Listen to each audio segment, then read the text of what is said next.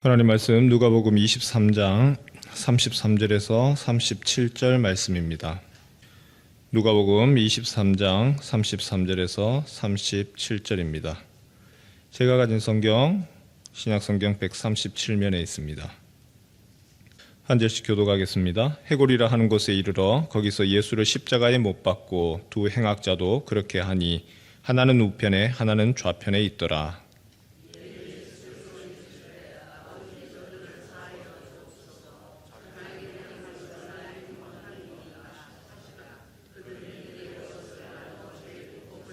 백성은 서서 구경하는데 관리들은 비웃어 이르되 저가 남을 구원하였으니 만일 하나님이 택하신 자 그리스도이면 자신도 구원할지어다 하고.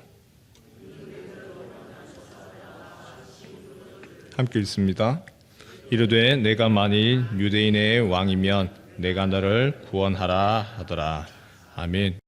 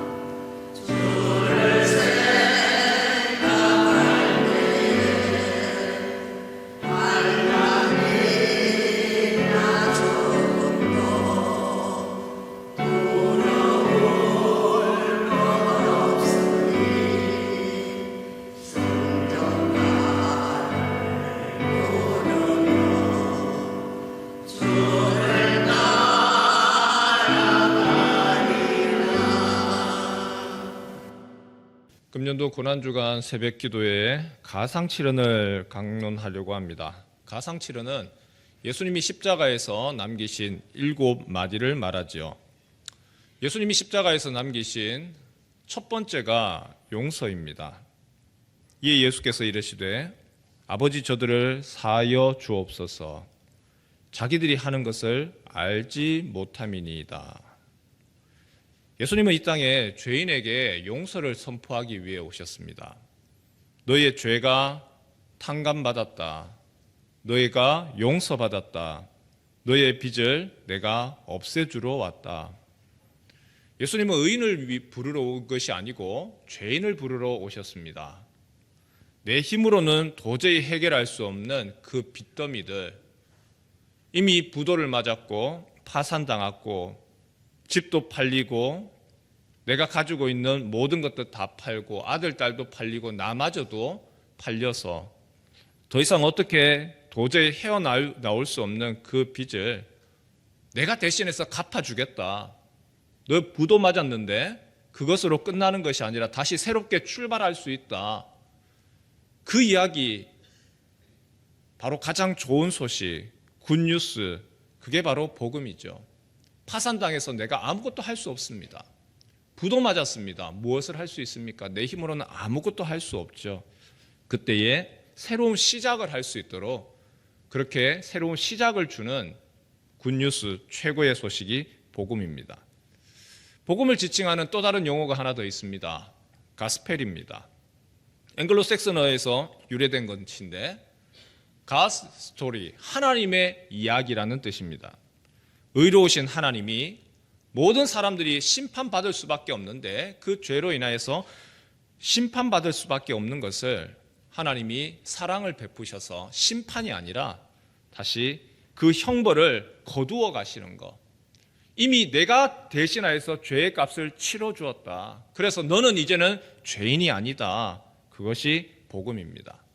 너희는 이제 죄의 노예가 아니고 너희는 이제 하나님의 자녀고 너는 천국 시민 되었고 우리가 시민으로서의 이제는 그 신분이 바뀌었다. 그래서 성경은 복음에 대해서 온 백성에게 미칠 큰 기쁨의 좋은 소식이라고 했습니다.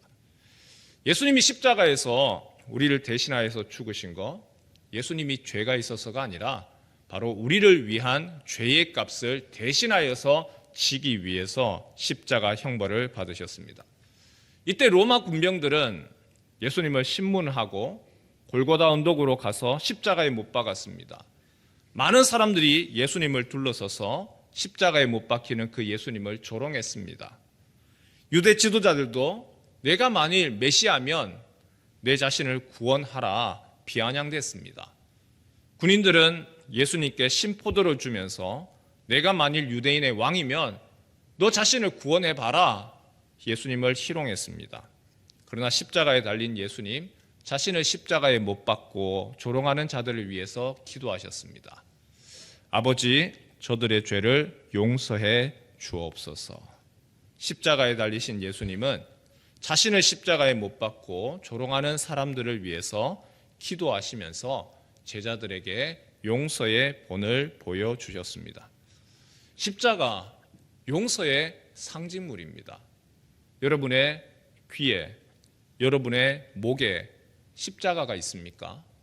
십자가는 용서의 상징물입니다. 하나님이 용서했다. 하나님이 그 죄의 값을 대신 치루었다. 십자가, 우리를 향한 하나님의 사랑의 표현이고 용서의 표현이죠. 십자가에서 저들의 죄를 사하여 주옵소서라고 하셨던 예수님은 또한 제자들에게도 이야기를 하셨습니다. 요한복음 20장 20절에서 23절 말씀, 이 말씀을 하시고 그들을 향하사 숨을 내쉬며 이르시되 성령을 받으라. 너희가 누구의 죄든지 사하면 사하여 질 것이요 누구의 죄든지 그대로 두면 그대로 있으리라 하시니라. 눈여겨볼 것이 있죠. 너희가 누구의 죄든지 사하면 사하여 질 것이요 누구의 죄든지 그대로 두면 그대로 있으리라. 용서하라고 하신 예수님이 먼저 용서하시고 그리고 우리에게 성령을 받아라, 성령을 받아라. 우리 교인들이 제일 많이 간구하고 요청하는 것이 성령 충만케 하옵소서, 성령으로 나를 다스려 주옵소서, 성령으로 가득 차게 하옵소서. 예수님도 성령을 받으라, 성령을 받으라 하신 후에 그 다음에 예수님이 기대하시는 거 너희가 용서해라입니다. 내가 너희를 용서한 것처럼 너희도 용서해라. 1원분씩 7번이라도 용서해라. 1만 달란트 빚진 자의 비유 알죠? 용서에 대한 이야기입니다. 용서 내 힘으로는 할 수 없으니까, 내 힘으로는 용서를 할 수 없어서 예수님이 성령을 받으라.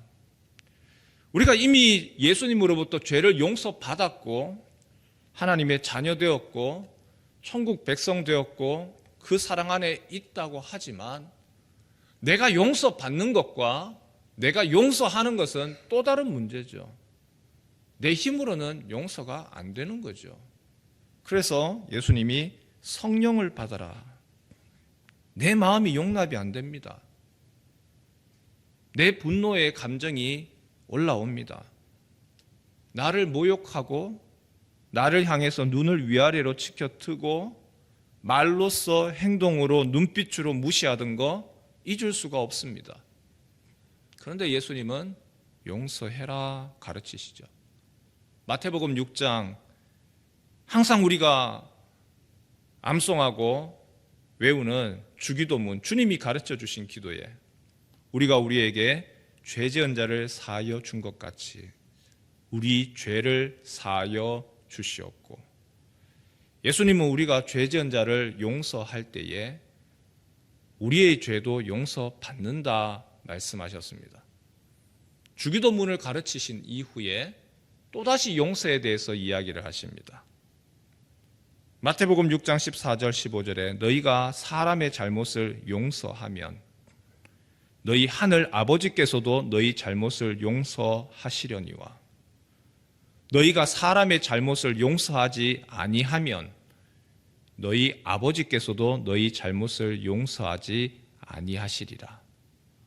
예수님이 이 땅에 오신 이유가 우리의 죄를 용서하기 위해 오셨습니다. 예수님의 십자가 죽음으로 죄의 값을 치르고 용서받은 우리에게 또한 요구하시는 것도 너희가 용서하라입니다. 성도 여러분, 이 아침에 예수님이 나의 죄를 위해서 용서해 주셨다. 감격스럽고 감사하죠. 나의 죄를 위해서 십자가에 못 박히셨다. 감격스럽죠. 동시에 예수님이 우리에게 요구하시는 것도 있습니다. 용서하라.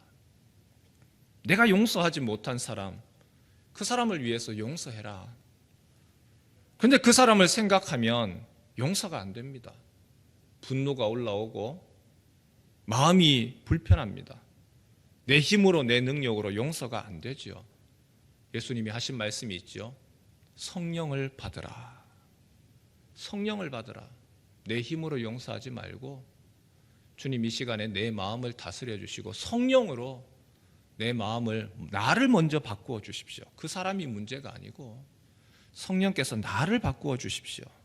나를 다스려 주시고 나의 마음의 이 분한 마음들을 꺾어 주시고 화를 내려놓게 하시고 내 마음을 먼저 평안케 해 주십시오.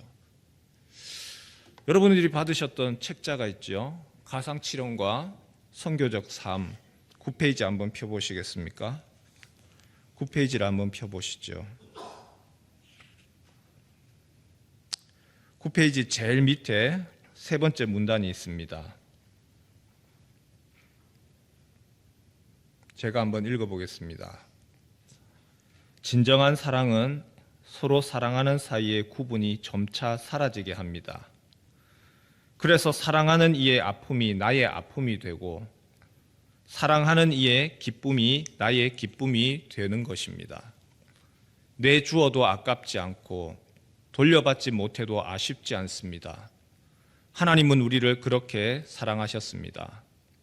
자신의 형상을 따라 창조한 인간이 죄의 지배 아래 고통받고 지으신 창조 세계가 타락한 인간의 탐욕 아래 신음하는 것을 외면할 수 없어서 우리와 같은 인간의 모습으로 찾아오셨습니다. 사랑하셔서 이 세상에 오셨습니다.